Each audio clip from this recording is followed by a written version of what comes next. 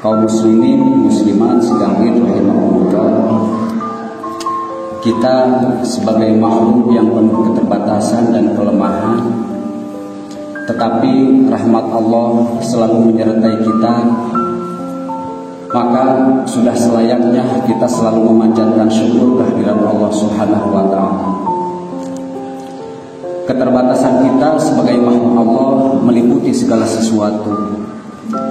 Pendengaran dan penglihatan, kecerdasan dan pengetahuan, kekuatan, kesempatan, kekuasaan kita semuanya terbatas. Bahkan usia kita pun sangat terbatas. Entah berapa lama lagi kita hidup di dunia ini. Mungkin usia dunia ini masih akan sangat lama dibandingkan dengan usia kita. Kita juga sebagai makhluk yang penuh dengan kelemahan, tanpa ada kekuatan dan rahmat dari Allah Subhanahu wa Ta'ala, tidak mungkin kita pagi ini berada di Masjid Syarul Islam. Kaum muslimin, muslimat sidang rahimakumullah, hari ini kaum muslimin disyariatkan untuk menunaikan ibadah kurban bagi yang mampu di samping ibadah haji. Kata kurban secara etimologi atau bahasa berasal dari bahasa Arab qoriba yaqrubu kurban wa kurbanan wa kirbanan, yang artinya dekat. Maksudnya yaitu mendekatkan diri kepada Allah dengan melaksanakan sebagian dari perintahnya. Dan kata kurban secara istilah syara diambil dari kata udhiyah, bentuk jamak dari kata udhiyah yang berasal dari kata duha, waktu duha. Artinya menyembelih hewan yang disyariatkan di waktu duha dengan melaksanakan ibadah kepada Allah yang dilandasi keikhlasan dan bertujuan untuk mendapatkan keridhaan dari Allah Subhanahu wa Ta'ala. Kaum muslimin, muslimat sidang rahimakumullah, ibadah kurban mempunyai dua dimensi. Pertama, dimensi vertikal, yaitu ibadah kurban hanya untuk mendekatkan diri kepada Allah supaya mendapatkan keridhaan dari Allah. Kedua, dimensi sosial, yaitu ibadah kurban bertujuan untuk menggembirakan kaum fakir dan miskin di hari raya Adha. Sebagaimana kaum fakir dan miskin di hari raya fitri digembirakan dengan zakat fitrah. Karena itu hendaklah daging kurban diberikan kepada mereka yang membutuhkan. Boleh dikonsumsi oleh keluarga yang berkurban dengan tetap mengutamakan kaum fakir dan miskin. Firman Allah, fakulu minha wa'imul ba'isal fakir. Maka makanlah oleh kalian sebagian dari daging hewan kurban itu, dan sebagian lagi berikanlah untuk dimakan oleh orang-orang yang sengsara lagi fakir. Kaum muslimin, muslimat sedang rahimakumullah, 20 abad silam seorang hamba Allah telah merealisasikan kehambaannya kepada Allah dengan sangat baik dan penuh kehati-hatian. Nama dan kisahnya diabadikan oleh Allah di dalam Al-Quran untuk pendidikan bagi kita semua tentang betapa pentingnya tauhid dan betapa bahayanya kemusyrikan. Siapakah hamba Allah tersebut? Beliau adalah Nabi Ibrahim alaihissalam. Kepribadian beliau sudah mendapatkan pengakuan dan pujian dari Allah Subhanahu wa Ta'ala. Firman Allah, qad kanat lakum uswatun hasanah fi Ibrahim. Sungguh telah ada suri tauladan yang baik bagi kalian dalam pribadi Ibrahim. Kaum muslimin, muslimat sidang rahimakumullah, sesungguhnya nilai apa yang ada dalam pribadi Nabi Ibrahim? Selayaknya suri tauladan apa yang harus kita tiru dari beliau? Dan sebenarnya seberapa pentingkah relevansi atau keterkaitan nilai dari pribadi beliau untuk kita di zaman milenial sekarang? Kaum muslimin, muslimat sedang rahimakumullah, dari semenjak muda Nabi Ibrahim sudah terbiasa tangguh mengoptimalkan potensi akalnya yang dikaruniakan oleh Allah kepadanya. Sehingga secara fitrah kemanusiaannya beliau menolak bahwa Tuhan yang disembah dan dimintai pertolongan, Tuhan yang menciptakan manusia dan alam semesta tidak mungkin berupa patung ciptaan manusia. Nabi Ibrahim melalui lamanya pergolakan batin, perenungan akalnya dan disertai hidayah dari Allah Subhanahu wa taala, akhirnya beliau sampai kepada keimanan yang sejati terhadap yang maha hakiki, maha tunggal, maha mutlak dan maha absolut, yaitu Allah Subhanahu wa taala. Kaum muslimin, muslimat sidang rahimakumullah.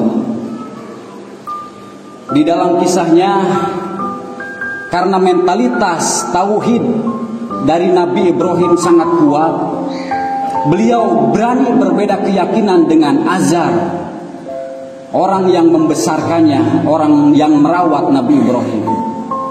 Di dalam Al-Quran Allah menjelaskan, wa idh qala Ibrahimu li abihi Azar atattakhidhu asnaman alihah inni araka wa qaumaka fi dhalalim mubin. Dan ingatlah ketika Ibrahim berkata kepada ayahnya yang bernama Azar, pantaskah kamu menjadikan berhala-berhala ini sebagai Tuhan? Sungguh aku melihatmu dan melihat kaummu ada dalam kesesatan yang nyata. Dari pribadi Nabi Ibrahim yang sudah mendapatkan hidayah yang kuat dari Allah Subhanahu wa taala, akhirnya beliau tidak hanya berani berbeda keyakinan dengan Azar, tetapi mentalitas yang kuat dari pribadi Nabi Ibrahim tersebut dipakai untuk melawan Namrud, raja yang zolim dan otoriter di Babilonia. Tuhan-Tuhan Namrud dihancurkan oleh Nabi Ibrahim. Allah menjelaskan di dalam Al-Quran, faja'alahum judhadan illa kabiran lahum la'allahum ilaihi yarji'un. Ibrahim menghancurkan semua patung kecuali patung yang paling besar, yakni tujuannya supaya mereka bertanya kepada Ibrahim. Dalam beberapa ayat berikutnya Allah menjelaskan, qalu anta fa'alta hadza bi alihatina ya Ibrahim. Para penyembah patung itu bertanya kepada Nabi Ibrahim, apakah kamu yang menghancurkan Tuhan-Tuhan kami wahai Ibrahim? Nabi Ibrahim menjawab, qala bal fa'alahu kabirhum hadza fas'alhum in kanu yantiqun. Patung besar itulah yang menghancurkan. Tanyakan saja kepada dia, apakah dia bisa berbicara? Mendengar jawaban itu, Namrud dan rakyatnya marah sejadi-jadinya. Dan kemarahan mereka tidak reda kecuali Nabi Ibrahim dipermalukan dan dibakar hidup-hidup. Tetapi meskipun Nabi Ibrahim dihadapkan pada situasi seperti itu, situasi yang sangat mencekam, menakutkan dan membahayakan bagi Nabi Ibrahim, tetap beliau teguh dalam tauhidullah. Beliau tidak mengeluh sedikit pun. Bahkan dalam situasi seperti itu, malaikat Jibril datang menawarkan bantuan kepada Nabi Ibrahim. Namun Nabi Ibrahim menolak tawaran bantuan dari Jibril. Jibril berkata kepada Nabi Ibrahim, Assalamu alayka ya Ibrahim, ana Jibril alaka hajatun. Wahai Ibrahim, semoga keselamatan menyertaimu. Aku adalah Jibril, adakah permintaan? Nabi Ibrahim menjawab, amma ilaika fala hajati ilallahi rabbi. Aku tidak meminta kepadamu wahai Jibril, permintaanku hanya kepada Allah Tuhanku. Dalam hadis Imam Bukhari, dalam situasi yang sangat mencekam itu, Nabi Ibrahim berdoa kepada Allah, hasbi Allah wa ni'mal wakil, cukuplah Allah bagiku dan dialah sebaik-baik penolong. Kaum muslimin muslimat sidang rahimakumullah, seperti itulah realisasi ketergantungan kepada Allah dari pribadi yang tauhidnya kuat. Nabi Ibrahim tidak meminta bantuan kepada makhluk Allah yang lain seperti jin, arwah-arwah para leluhur, atau dari benda-benda pusaka yang dianggap sakti. Tawaran dari malaikat Jibril pun ditolak oleh beliau. Padahal Jibril adalah makhluk yang sangat besar, yang sangat kuat. Di dalam riwayat disebutkan bahwa malaikat Jibril memiliki 600 sayap. Dan 2 sayapnya pun baru bisa ditempuh dalam perjalanan selama 500 tahun. Tetapi tawaran dari malaikat Jibril ditolak oleh Nabi Ibrahim. Beliau hanya ingin pasrah dan tawakal kepada Allah Subhanahu wa Ta'ala. Karena Nabi Ibrahim yakin bahwa Allah tidak akan membiarkan hamba-hambanya ditindas oleh pemimpin yang zalim. Sampai akhirnya Nabi Ibrahim diselamatkan dari kobaran api yang menyala selama 40 hari. Alhamdulillah. Wa syukru ala ni'amillah. Allahu Akbar, Allahu Akbar, Allahu Akbar, walillahil hamd. Kaum muslimin, muslimat sidang id rahimakumullah. Dari mentalitas tauhid yang kuat dalam pribadi Nabi Ibrahim, tidak saja hanya dipergunakan oleh Nabi Ibrahim untuk merawan tirani kezaliman, tetapi Nabi Ibrahim mewujudkannya menjadi kasih sayang kepada semua manusia. Setiap hari Nabi Ibrahim menerima tamu dan di rumahnya dan menghidangkan makanan untuk tamu di rumahnya. Nabi Ibrahim sangat dermawan kepada para tamu sehingga beliau digelari Abu Duyuf, bapaknya para tamu. Di dalam kitab Mishkatul Anwar disebutkan bahwa Nabi Ibrahim dianugerahi oleh Allah kekayaan berupa 1000 ekor domba, 300 ekor sapi, dan 100 ekor unta. Riwayat lain menyebutkan bahwa Nabi Ibrahim dianugerahi kekayaan oleh Allah sebanyak 12.000 ekor ternak. Pernah suatu hari Nabi Ibrahim ditanya oleh seseorang, "Milik siapakah ternak-ternak ini, wahai Ibrahim?" Nabi Ibrahim menjawab, "Ternak ini milik Allah, tapi sekarang masih milikku. Sewaktu-waktu apabila Allah memintanya, akan aku berikan semuanya. Jangankan cuma hewan ternak, anak kesayanganku Ismail apabila diminta oleh Allah, akan aku serahkan kepada Allah." Pernyataan inilah yang diujikan oleh Allah kepada Nabi Ibrahim, supaya Nabi Ibrahim menyembelih anaknya Ismail dengan tangan Nabi Ibrahim sendiri.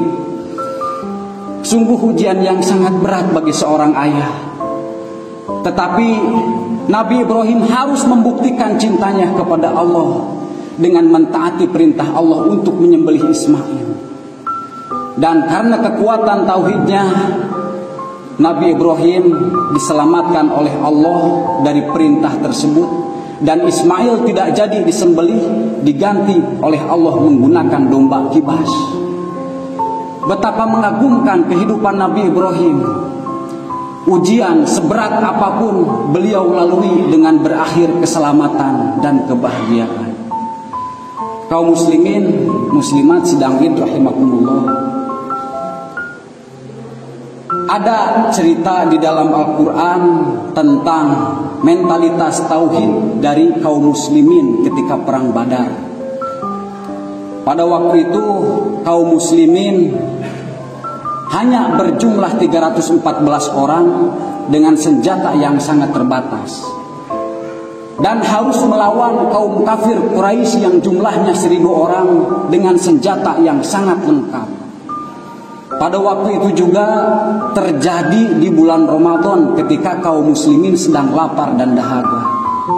Tetapi perang Badar dimenangkan oleh kaum muslimin. Firman Allah di dalam Al-Quran, "Walaqad nasarakumullahu bibadrin wa antum adillah."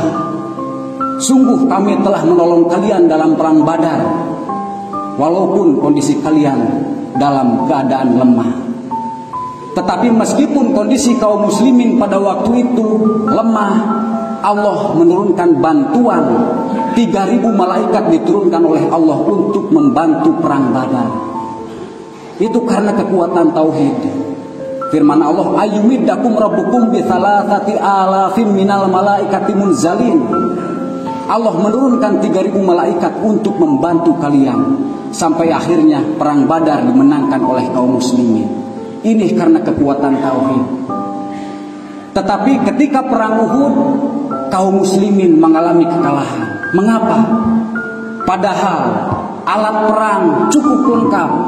Jumlah pasukan sudah 1.000 orang. Walaupun pada akhirnya 300 orang membelot karena diprovokasi oleh orang munafik yang bernama Abdullah bin Ubay, sehingga tersisa 700 orang. Tetapi mengapa perang Uhud kalah? Itulah pertanyaan dari para sahabat Nabi ketika selesai perang Uhud. Allah menjawab di dalam Al-Quran, "Qul huwa min indi anfusikum." Katakanlah olehmu Muhammad, kekalahan itu disebabkan karena kesalahan dari diri kalian sendiri. Apa saja kesalahannya? Pertama, ketergantungan kepada Allah sudah bergeser menjadi ketergantungan kepada fasilitas perang dan jumlah pasukan yang banyak.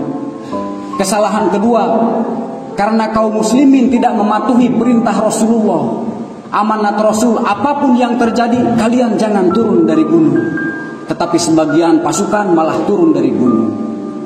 Kesalahan ketiga, karena kaum muslimin pada waktu itu sudah tergoda oleh hal-hal duniawiyah, yakni berburu harta perang yang ditinggalkan oleh kaum kafir, padahal perang belum selesai, yang akhirnya perang dimenangkan oleh kaum Quraisy. Kaum muslimin muslimat sedang rahimakumullah, begitulah pentingnya mentalitas tauhid dalam diri kita. Goyah tauhid kita, goyah kehidupan kita.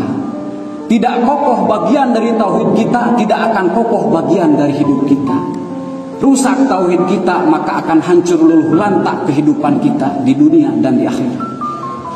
Banyak hal irasional atau yang tidak masuk akal karena kekuatan tauhid. Karena kekuatan tauhid, Nabi Ibrahim menghadapi api yang sangat panas, tetapi api itu menjadi dingin karena kekuatan tauhid. Karena kekuatan tauhid, Nabi Sulaiman bisa berbicara dengan binatang. Karena kekuatan tauhid, tongkat Nabi Musa pernah menjadi ular besar dan membelah lautan. Karena kekuatan tauhid, Nabi Yunus selamat dari perut ikan besar. Karena kekuatan tauhid, Nabi Nuh selamat dari banjir besar. Karena kekuatan tauhid, Nabi Zakaria yang sudah tua renta bersama istrinya bisa memiliki seorang anak yang bernama Nabi Yahya. Karena kekuatan tauhid, Nabi Isa bisa menghidupkan orang yang sudah mati. Karena kekuatan tauhid, Nabi Muhammad SAW bisa membelah bulan. Kaum muslimin muslimat sedang rahimakumullah, di era milenial ini, kemajuan teknologi, kemajuan media komunikasi seperti adanya Android dan berbagai macam aplikasi di dalamnya, janganlah membuat kita mengkerdilkan keagungan Allah Subhanahu wa Ta'ala. Dengan adanya kemajuan teknologi, seharusnya tauhid kita lebih mantap kepada Allah Subhanahu wa Ta'ala. Karena pada hakikatnya teknologi dan berbagai kecanggihannya itu merupakan tanda dari ilmu-ilmu Allah untuk membuktikan bahwa Allah itu maha perkasa dan maha besar. Allah tidak mungkin dikalahkan oleh kecanggihan teknologi. Firman Allah di dalam Al-Quran, "Alla na'budu illallah wa la nusyriku bihi syai'an." Kita tidak menghambakan diri kecuali kepada Allah, dan kita tidak sekutukan Allah dengan sesuatu apapun. Pada zaman milenial ini terkesan manusia memperhambakan diri kepada teknologi, kepada media-media komunikasi. Ada cerita seorang hamba Allah yang soleh, bergelar Sayyidut Tabi'in. Beliau adalah Uwais Al-Qarni. Beliau pernah ditanya oleh seseorang, "Wahai Uwais, di manakah malaikat Jibril?" Uwais menjawab, "Aku tidak tahu." Orang itu bertanya lagi, "Jangan begitu wahai Uwais, di manakah malaikat Jibril?" Lalu Uwais melihat ke langit. Dan beliau berkata, Jibril tidak ada di langit. Orang itu berkata lagi, lalu di manakah malaikat Jibril? Lalu Uwais berkata, sebentar, aku cari dulu di bumi. Dan dengan waktu yang sangat singkat, Uwais berkata, sesungguhnya kamulah yang malaikat Jibril. Orang itu berkata, iya benar, sesungguhnya akulah malaikat Jibril. Aku sedang menyamar menjadi manusia. Sampai saat ini belum ada kecanggihan teknologi yang bisa mendeteksi adanya malaikat-malaikat Allah. Tetapi Uwais Al-Qarni dengan kekuatan tauhidnya bisa mendeteksi adanya malaikat Jibril, dan itu tanpa bantuan teknologi. Artinya apa? Secanggih apapun, sekuat apapun teknologi tidak akan mengalahkan kekuatan tauhid. Oleh karena itu, marilah kita sama-sama tanamkan tauhid yang kuat di dalam diri kita. Kita contoh tauhid dari pelajaran pendidikan tauhid yang diceritakan oleh Allah di dalam Al-Quran, yaitu pendidikan tauhid dari Nabi Ibrahim alaihi salam. Barakallahu ma'akul wa ma tasma'un wa astaghfiruh innahu